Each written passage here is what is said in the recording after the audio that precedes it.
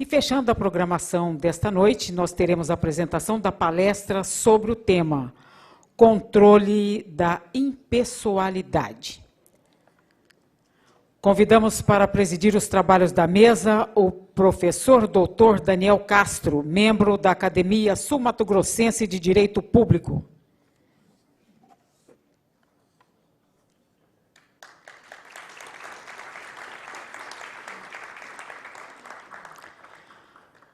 Convidamos o palestrante, doutor Tarcísio Vieira de Carvalho Neto. Ele é ministro do Tribunal Superior Eleitoral.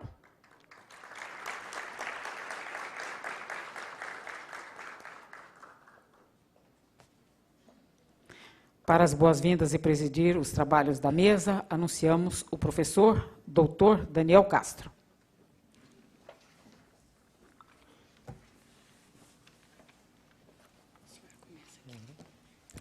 Boa noite a todos. Gostaria de cumprimentar todos os presentes, as autoridades, em nome do Dr. Ronaldo Chadid, conselheiro do Tribunal de Contas deste Estado e coordenador deste evento. Gostaria aqui de cumprimentar o amigo e ministro do Tribunal Superior Eleitoral, Tarcísio Vieira de Carvalho Neto, um grande expoente do direito eleitoral, direito administrativo, e que mais uma vez se encontra aqui em Campo Grande, Mato Grosso do Sul, para poder debater temas de relevância para toda a sociedade brasileira. Para quem não conhece o ministro Tarcísio, ele é ministro do Tribunal Superior Eleitoral, mestre e doutor em Direito do Estado pela Faculdade de Direito da Universidade de São Paulo, professor da Faculdade de Direito da Universidade de Brasília, UNB, é subprocurador-geral do Distrito Federal e advogado junto aos tribunais superiores em Brasília. Ministro Tarcísio, eu passo a palavra para uma palestra de 40 a 50 minutos. Boa noite a todos. É um prazer incomensurável comparecer mais uma vez em menos de 10 dias à cidade de Campo Grande. A primeira vez para ser testemunha, né, não no sentido jurídico, mas no sentido social do casamento do prezado amigo professor Dr. Daniel Castro.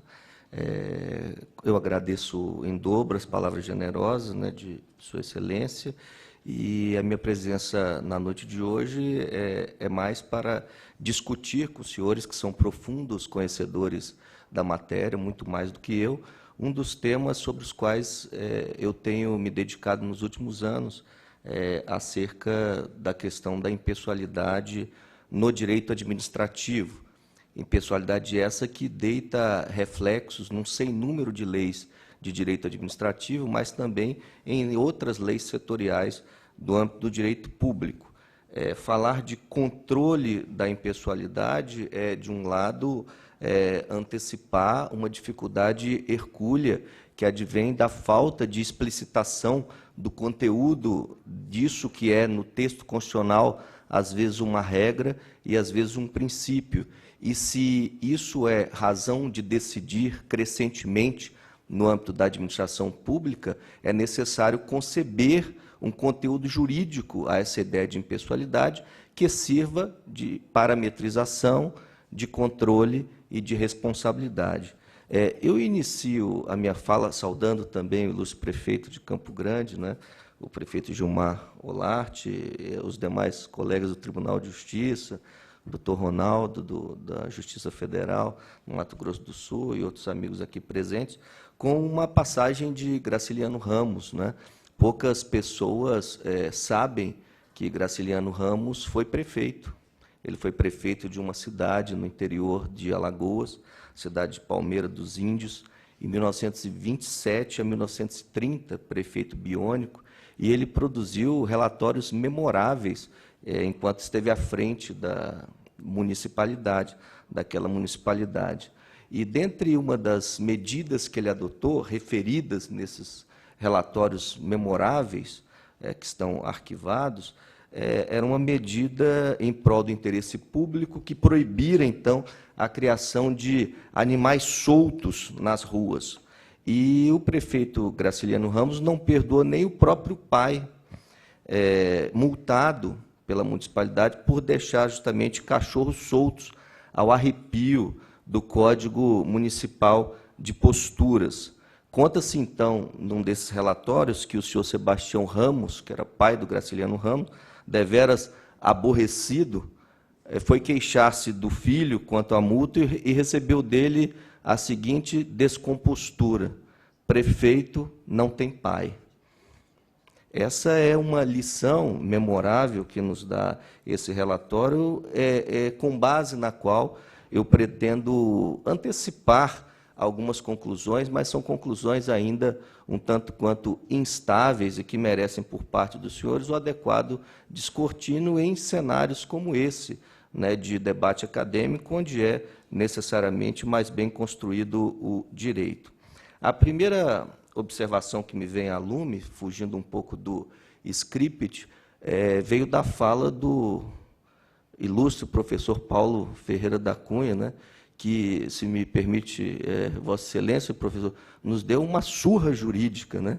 Parafraseando aqui o professor Mário Quintana, nós ficamos naquele estado letárgico, sem reações, né? É a segunda vez que eu escuto uma fala de Vossa Excelência, a primeira no recinto da Universidade de São Paulo, e ambas as vezes fiz anotações mentais de algumas passagens que, com certeza, vão me acompanhar por muitos e muitos anos. Fica aqui o meu agradecimento. Mas o professor Paulo Ferreira da Cunha, à luz da realidade europeia, complexa, desafiadora realidade europeia, ele nos convida a fazer uma reflexão muito poderosa no âmbito do direito brasileiro, no que diz respeito à própria configuração daquelas características básicas que denotam a própria ideia de Estado de Direito. Nós aprendemos nos bancos acadêmicos, naquelas primeiras lições de teoria geral do direito público, teoria geral do Estado, que ele, Estado de Direito, como superação do absolutismo, como validação daquela ideia de que o Estado passa a ser reconduzido para um patamar abaixo da ordem jurídica, ele teria que denotar essas 4 características da supremacia da Constituição, da separação de poderes, da superioridade da lei e da existência de direitos e garantias individuais. A partir da fala do professor Paulo, eu revisito mentalmente essas 4 características e não as encontro presentes, pelo menos naquela arrumação clássica que nos foi ensinada. A própria ideia de supremacia da Constituição tem sido enfraquecida pela falta de rigidez constitucional. Então, a questão da falta, da possibilidade de mutação periódica da régua e das lentes com as quais nós devemos ler o direito infraconstitucional nos conduz a uma certa insegurança. Ainda agora eu recebia, pelo telefone celular, notícias de reformas super profundas, verticais, no campo da reforma política, que vão deitar reflexos muito significativos na nossa democracia. Um outro braço armado da supremacia da Constituição, ao lado da rigidez constitucional, seria o próprio controle de constitucionalidade. Então, um controle de constitucionalidade que se faz cada vez mais invasivo daqueles territórios demarcados naquela sistematização fenomenal de Montesquieu, sistematização que era própria de um período em que era muito mais fácil divisar com exatidão qual era o papel atribuído ao Executivo, ao Poder Legislativo e ao Poder Judiciário. Hoje nós temos a nítida impressão que essas funções se interpenetram, que há uma guarda compartilhada de princípios constitucionais, e isso conduz a outras inseguranças somadas àquela primeira, de saber se está certo ou errado o judiciário quando decide de um jeito ou de outro, se está certo o legislativo quando brasileiro, quando de poucos meses para cá traduz uma tônica mais revigorada no sentido de restauração de um papel político mais importante. Se a gente passa para a questão da superioridade da lei, a gente esbarra também na razão de ser social de alguns estados como o nosso. Então, o Estado social coloca, por exemplo, na forca, a letargia, os tempos do processo legislativo. Então, a partir do agigantamento do poder executivo, que é próprio do Estado social, nós temos o quê? Uma mutação do foco da lei em sentido formal para aquela atuação normativa que é própria também do direito administrativo, e, finalmente, a questão dos direitos e garantias individuais, que, como nós percebemos, inclusive também da fala do professor Paulo, são colocados em risco, quando se colocam em riscos até os núcleos imutáveis dos textos constitucionais, né, na dicção daquilo que foi desenhado pelo Poder Constitucional originário como cláusulas pétreas. Então, há mutações diretas em cláusulas pétreas e muitas outras indiretas, mas com a mesma eficácia prática de desnaturação daquela magistral arrumação do Estado de Direito nessas 4 características. E onde é que entra o princípio da impessoalidade nesse contexto? Ele entra crescentemente a partir daquela noção de que o julgamento por princípios é um traço da contemporaneidade jurídica. Julga-se cada vez mais com princípios. Julga-se cada vez mais com princípios diretamente. Princípios resolvendo questões concretas da administração pública, sem a necessária intermediação legislativa, ou pior, contra a necessária intermediação legislativa. Princípios que, por sua própria natureza, têm uma textura mais aberta, permitem uma certa modelagem, são eivados, portanto, de alguns subjetivismos que podem representar, na prática, manipulações, achegas de desnaturação da própria marca democrática. E assim parece ser a nossa realidade. Quando nós trabalhamos, por exemplo, temas como o combate ao nepotismo, que é absolutamente necessário, mas o que é nepotismo? O Supremo retira o nepotismo diretamente da cláusula da impessoalidade. Ou vamos adiante, o que é impessoalidade? A impessoalidade surge no direito brasileiro com a Constituição de 88. Nós não temos impessoalidade como um princípio constitucional na Constituição portuguesa. Nós temos lá imparcialidade, se não me falha a memória, professor. Nós temos na Espanha objetividade. Nós temos na França alusões difusas a uma suposta neutralidade política da administração. E o que seria, então, a impessoalidade? Um círculo maior, abrangente desses outros círculos de imparcialidade, de objetividade, de neutralidade política. Nós vamos ao texto constitucional e encontramos a impessoalidade como regra, no artigo 37, parágrafo 1º, da proibição de promoção pessoal na publicidade institucional. As Cortes de Contas estão absolutamente fartas desse tema. Propaganda institucional eivada de marcas pessoais. Nós encontramos a impessoalidade ainda como regra no artigo 100, na questão dos precatórios judiciais, da ordem de precatórios. O próprio Supremo Tribunal Federal, em acórdão recente, se não me falha a memória, da lavra do ministro Celso de Mello, permite, de alguma forma, pagamento sem precatório, na hipótese de hipossuficiência plena, se não me falha a memória, um tetraplégico já em estado de necessidade absoluta, impossibilidade de aguardar até os tempos do precatório, que são imperativos de impessoalidade. Então, há uma ordem autorizando excepcionalmente. Isso é possível. É possível o Supremo Tribunal Federal desfazer uma regra constitucional, uma regra que nós estudamos, não é, professor Paulo, que se aplica na base do all or nothing. É tudo ou nada. A regra, diferentemente do princípio, não vai permitir essa plasticidade, as peculiaridades do caso concreto. A regra é uma regra. Há até princípios constitucionais que, na verdade, são regras, como a tipicidade penal, né? Não há crime sem lei anterior que o defina. O que tergiversar numa situação como essa? Ou tem lei anterior, não tem lei anterior, isso não é princípio, isso é regra. Agora, no texto constitucional, nós temos, no caput do artigo 37, a impessoalidade como princípio. ao lado da legalidade, ao lado da moralidade, ao lado da publicidade.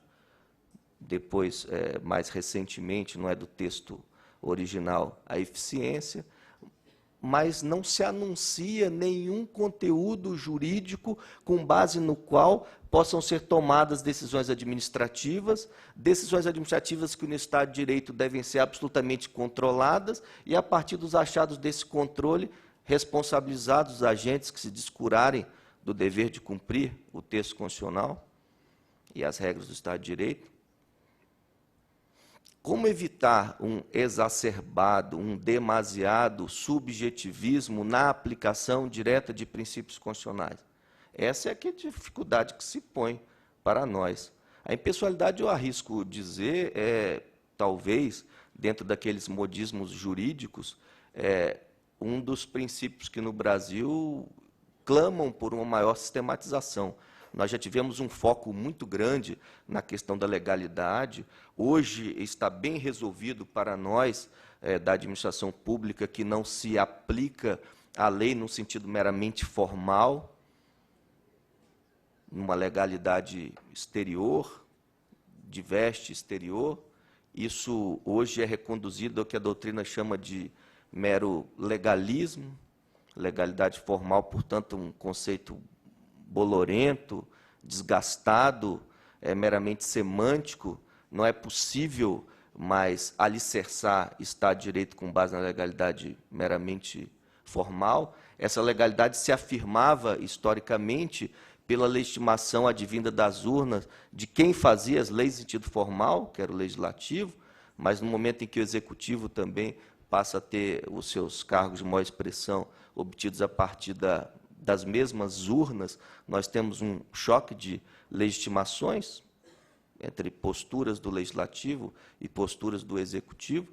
Nós hoje podemos falar, como eu disse, numa guarda compartilhada desses desígnios constitucionais, e desígnios constitucionais alicerçados numa legalidade de base principiológica, de base ideologizada. Hoje não é possível aplicar a lei desconhecendo as entrelinhas também do texto constitucional. É necessário captar-se essa ideologia subjacente ao texto constitucional para que nós sejamos intérpretes fiéis desse traçado, né, desse arcabouço, dessa moldura que orna a nossa atuação. Então, a legalidade já foi bem resolvida em termos doutrinários, em termos jurisprudenciais, né? Nós tivemos décadas de inibição jurisprudencial, por exemplo, no controle do entorno da discricionariedade, né? Os livros nos quais estudaram os nossos pais sustentavam claramente essa impossibilidade do juiz controlar esse tipo de atividade administrativa de índole discricionária. Mas, vejam, discricionariedade é legalidade. E se o judiciário controla com base na legalidade, ele controla, evidentemente, a discricionariedade. Evidente que ele não pode administrar. Nas palavras do ministro Carlos Aires, ele não pode governar, mas pode impedir o desgoverno. Então, por meio da investigação do entorno dessa legalidade, desses atos discricionários, a partir da verificação da existência dos fundamentos de fato, dos fundamentos jurídicos, é possível aniquilar também, invalidar judicialmente atos ilegais dessa natureza. Já tivemos um foco de exame doutrinário recente em torno da moralidade. Também há muitas obras relevantes, inclusive no contexto brasileiro, sobre a questão da moralidade, ou no sentido puro, ou amalgamada com a questão da boa administração, que também tem sido bem tratada na doutrina nacional e estrangeira. Se não me falha a memória, pelo menos das leituras clássicas que fiz, a primeira vez que vi alusão a esse instituto foi na obra do professor Falzoni, na Itália, o princípio da boa administração. E hoje há um esforço crescente na sistematização da impessoalidade. Então, eu poderia lhes dizer, assim, sem muito compromisso científico, que talvez dos 5 princípios cardeais regedores da atividade administrativa, previstos no caput do artigo 37, o princípio da moda seria esse princípio da impessoalidade.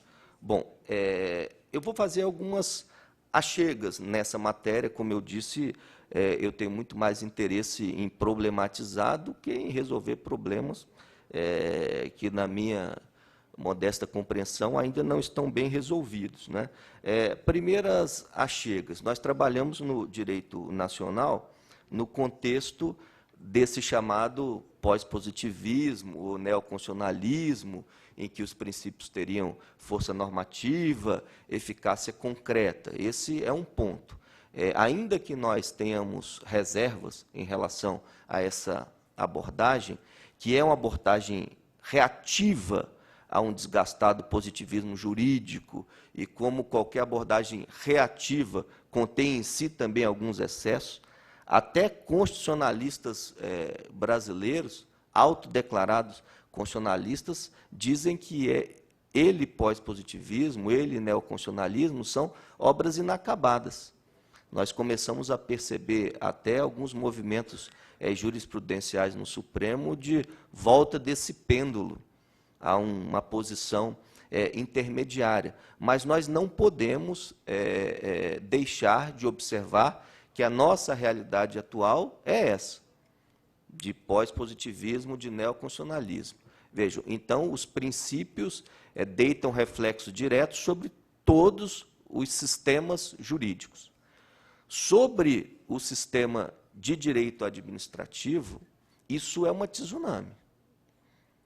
Isso é uma tsunami. Por quê? Primeiro, o direito administrativo é um dos ramos mais constitucionalizados no Brasil. Talvez ele tenha um enfrentamento à altura no direito tributário, né? O direito tributário constitucional brasileiro, também por pesquisas recentes, já de uma década atrás, em direito comparado, é o direito tributário mais constitucionalizado do mundo, o brasileiro. É o que mais tem regras na Constituição sobre direito tributário. E regras que, se me perdoem aqui a ironia, não deveriam constar nem de resolução do Banco Central, muito menos de texto constitucional. Lei ordinária estaria de bom tamanho. Ouro como ativo financeiro, e etc, etc, etc. Vejam, isso é um ponto interessante. Se ele, direito administrativo, é altamente constitucionalizado, hoje nós podemos até dizer, com uma certa tristeza, que nós não temos mais administrativistas. Nós temos necessariamente constitucionalistas. É impossível hoje examinar qualquer tema de direito administrativo sem o domínio da mecânica constitucional. Aquilo que na Europa está mais avançado ainda, que é a extinção dos constitucionalistas, né? Eu já ouço em congressos dizer, na Europa não tem mais constitucionalista, tem especialista em direito comunitário, nós já estamos num estágio ainda superior ao nosso. Mas no nosso, esses reflexos são violentíssimos no direito administrativo, somado ao fato de que nós, no direito brasileiro, trabalhamos com um direito administrativo de sistematização muito recente e não codificado. Então, vejo, senhores, que o papel dos princípios constitucionais administrativos, ou administrativos constitucionais, ou princípios constitucionais, ou princípios administrativos, setoriais da nossa matéria, são princípios que assumem uma importância redobrada, triplicada, porque não temos codificação. A sistematização é toda feita por esses princípios, a amarração dessa legislação esparsa. E nós temos esse descontrole que vem do texto constitucional, do direito constitucional, para ele direito administrativo, e aí, no meio dessa balbúrdia, é que nós julgamos com princípios. Julgar com princípio é julgar com subjetivismo. E julgar com o princípio da impessoalidade é julgar com o máximo subjetivismo.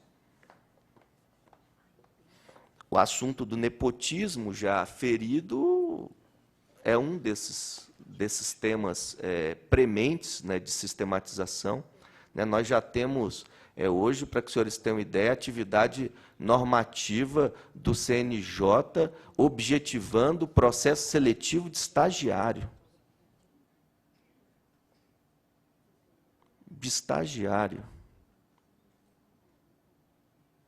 Então, o nepotismo, que tinha um sentido impeditivo de nomeação de parentes com vínculo hierárquico, hoje já se espalha para outros setores não convincentes. Né? Eu me lembro de cabeça de uma decisão do Supremo, do ministro Gilmar Mendes, que envolvia um município do interior do Rio de Janeiro, cujo secretário de Saúde, já na 4ª gestão, já há 16 anos à frente da Secretaria de Saúde, recebendo prêmios estaduais, prêmios nacionais de desempenho municipal na área de saúde, tem o desprazer, prefeito, de ver o seu pai eleito prefeito.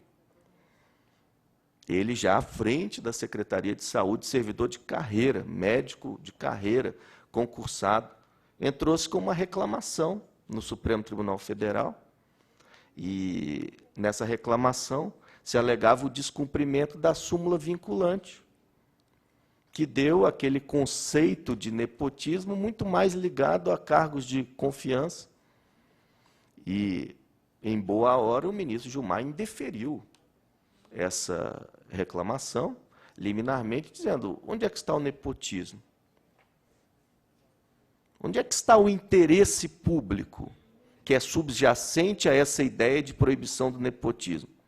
Está na manutenção desse profissional qualificado, vestido de meritocracias 1000, ou está em alijar a população desse profissional por suposto nepotismo? Um outro caso do Ministério Público Federal, um subprocurador da República, tendo um assessor fantástico, quando surge uma segunda vaga, pega a indicação da irmã desse seu assessor. E ficam subordinados ao subprocurador da República 2 irmãos. Onde é que está o nepotismo? Cadê a relação hierárquica de um irmão com o outro, se os 2 estão submetidos a um subprocurador? Então, vejam, essa impessoalidade, ela combate a impessoalidade às avessas também. Às vezes, a pretexto de sermos impessoais, estamos quebrando exatamente a impessoalidade. E estamos, a partir de sofismas como essa ideia de supremacia do interesse público, concretizando injustiças. A administração pública, por exemplo, quando teima em reconhecer direitos já estabilizados do administrado na esfera administrativa, fere a impessoalidade. Por que remeter esses administrados às barras do Poder Judiciário? Esse capricho do administrador é quebra de impessoalidade. Então, vejam, é preciso arrumar um pouco essa matéria. Não é? Além dessa relevância dos princípios, nós temos todo um direito administrativo concebido em cima de uma ideia que merece também a devida revisitação, que é essa ideia de supremacia do interesse público sobre o interesse particular. Os senhores querem saber a conclusão do meu pensamento? Os interesses dos particulares, eles devem ser valorados em igual intensidade com os interesses da administração, desde que legítimos. A impessoalidade boa, ela é obtida a partir desta ponderação de interesses legítimos. Em muitos casos, o interesse público está justamente no reconhecimento do interesse individual, administrativamente. Hoje se trabalha muito essa ideia de interesse público primário, interesse público secundário. O interesse público secundário seria o interesse unilateral do próprio Estado, da própria administração. O interesse primário seria algo superior a isso, mas sobre isso não há consenso doutrinário, né? O direito administrativo anglo-saxão, por exemplo, trabalha esse tema do interesse público de outra maneira. O que é interesse público? É a soma dos direitos dos interesses individuais? Ah, não é só a soma, é algo a mais do que essa soma. Vejam, nós não podemos manipular os resultados a partir da manipulação de premissas como essa. Por que o direito público goza de uma supremacia a priori em relação ao interesse particular? Hoje se trabalha também o direito administrativo dentro de um sistema. Eu me lembro de cabeça da obra do professor Schmidt-Asman, né? Direito administrativo como sistema, e ele denota essa ideia de que nós trabalhamos com o mesmo material de trabalho de outras ciências humanas, como a ciência da administração. Na ciência da administração, aliás, é interessante, professor Paulo, que recentemente consegui localizar administrativistas em Portugal, escrevendo também sobre ciência da administração. Eu me lembro, por exemplo, de 2 trabalhos do professor João Calpers, né? Então, é interessante esse diálogo interdisciplinar sobre ciências que têm o mesmo objeto científico de investigação, que é a administração pública. Qual não foi minha surpresa ao localizar técnicas decisórias na ciência da administração, voltadas à concretização dessa necessária impessoalidade? Qual não foi minha surpresa ao localizar nessas obras a ideia de que uma atuação impessoal pressupõe uma infraestrutura administrativa impessoal. Para o agir ser naturalmente impessoal, é necessário que internamente a administração pública se estruture dessa forma, privilegiando concurso público, premiação a servidor público por desempenho, profissionalização da administração pública. A partir dessa infraestrutura administrativa, há a possibilidade de um agir naturalmente impessoal, naturalmente moral, naturalmente legal.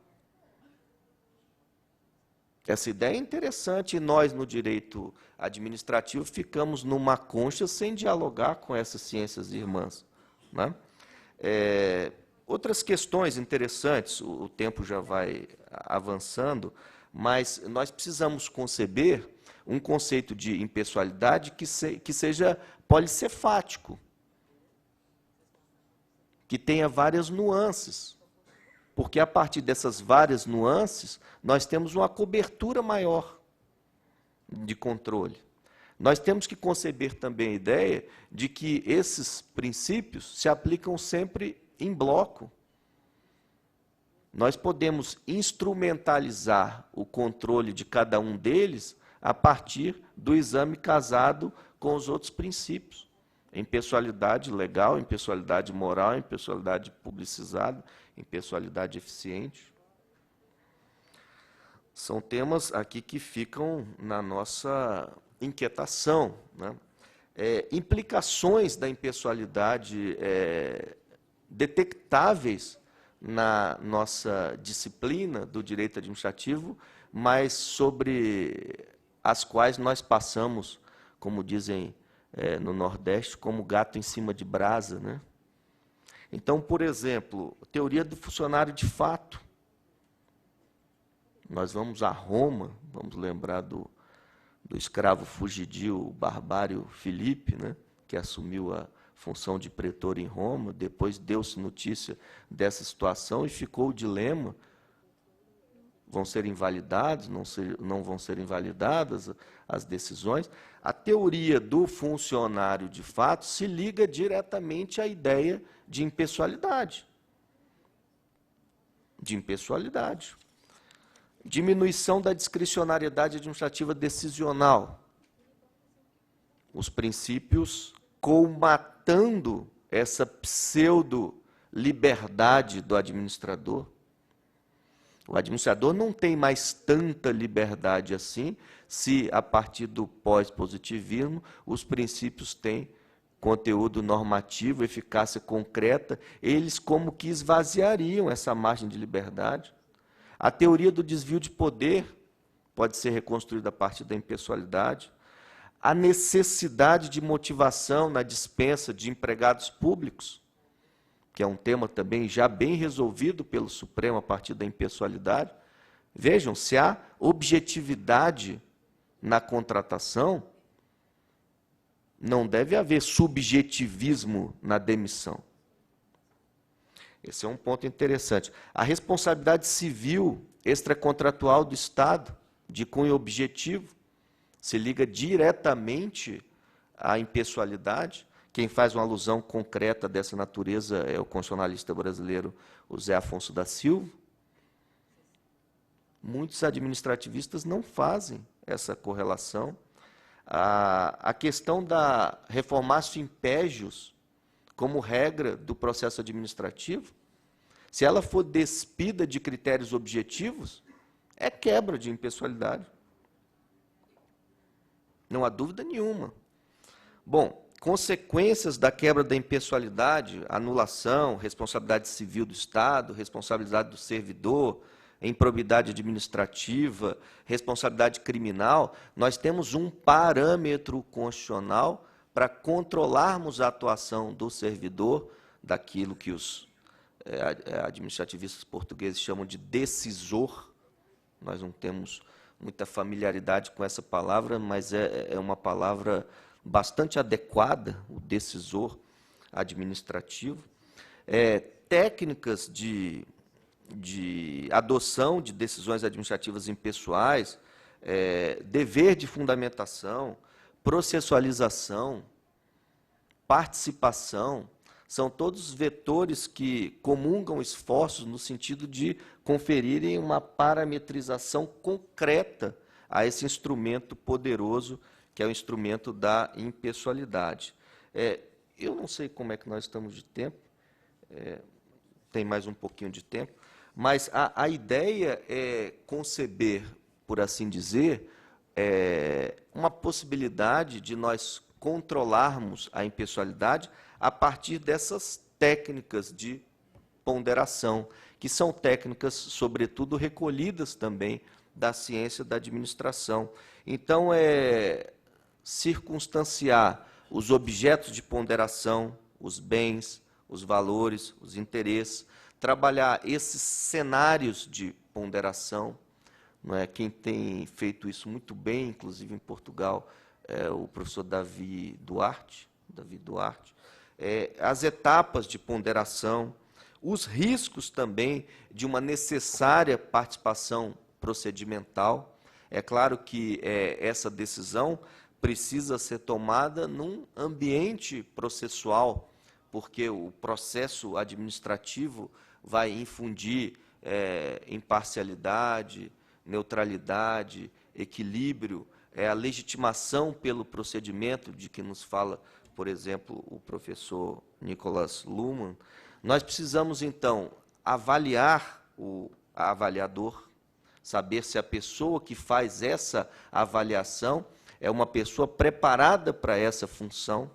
Não tem sentido, por exemplo, o que nós verificamos Brasil afora, de terceirização de determinadas atividades de cunho decisório, comissão de sindicância, comissão de licitação, essas comissões precisam ser preenchidas por profissionais verdadeiramente dotados, não só de conhecimentos técnicos nessa área, mas dotados de imparcialidade, de neutralidade política. Eles têm que ser menos infensos a pressões.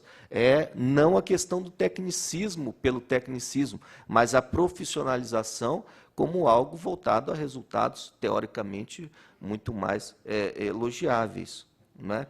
E decidir com impessoalidade significa, então, isolar esses interesses, medir e pesar esses interesses, quantificar cada um deles, afastar os interesses ilegítimos, fundamentar cada etapa de avaliação, porque o controle também estará nessa fundamentação e, finalmente, trabalhar escopo e efeitos dessa ponderação decisória. É assim que, me parece, está em gestação um cenário muito mais adequado para que nós possamos trabalhar com um controle sobre um princípio como esse, que assume a forma de princípio de princípios. Com essas observações, eu encerro a minha participação e, como disse, fico hoje e sempre à disposição, não só para meditar, mas também para debater sobre esse que é um dos temas, a meu ver, de ponta do direito administrativo contemporâneo. Obrigado.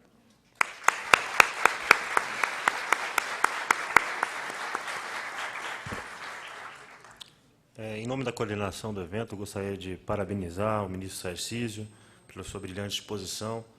Sem dúvida nenhuma, a relativização dos princípios, o controle do princípio da impessoalidade, dentre tantos outros, é um tema extremamente atual e de suma importância para a evolução da interpretação pela administração pública e pelo Poder Judiciário. Mas também temos certeza que, para poder esgotar o tema, precisaríamos mais uns 2 meses de congresso. Gostaria também, em nome do evento, de entregar ao ministro Tarcísio um certificado de participação pela palestra ora ministrada.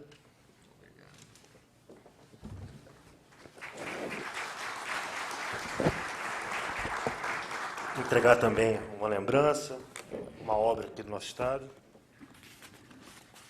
O artista Vasco Isaac Oliveira. Muito obrigado.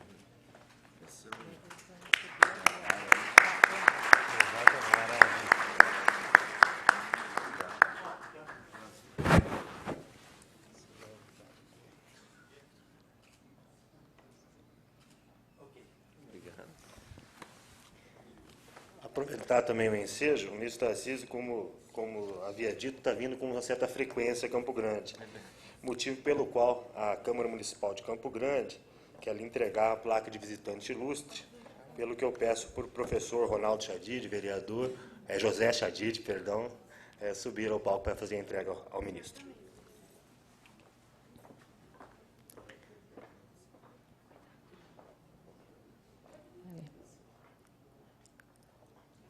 Convidamos também para participar da entrega desta placa de visitante ilustre o coordenador do Congresso e vice-presidente desta Corte de Contas, conselheiro Ronaldo Chadid.